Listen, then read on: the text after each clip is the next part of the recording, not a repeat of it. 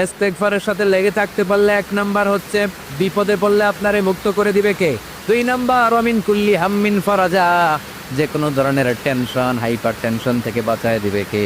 আমাদের তো tension mention নাই না, লাইফ নিয়ে টেনশন, বাঁচার টেনশন, মরার টেনশন, ক্যারিয়ারের টেনশন, রাস্তাঘাটে যানজট এটার টেনশন, পুলিশের দৌড়ানি, র্যাবের দৌড়ানি, বাড়ির ভাড়া, গ্যাস বিল, বিদ্যুৎ বিল, ছেলে মেয়েদের লেখাপড়া, কত টেনশন। এসব টেনশন থেকে আপনারে মুক্ত করে দিবে কে।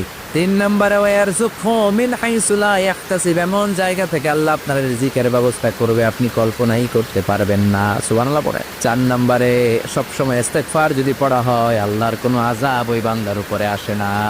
4টা গেল। 5 নাম্বার, বারবার ইস্তেগফার পড়লে রফিক ভাই আল্লাহ তাআলা মুস্তাজাবুদ দাওয়া বান, দোয়া করা মাত্র কবুল করে নিবে কে।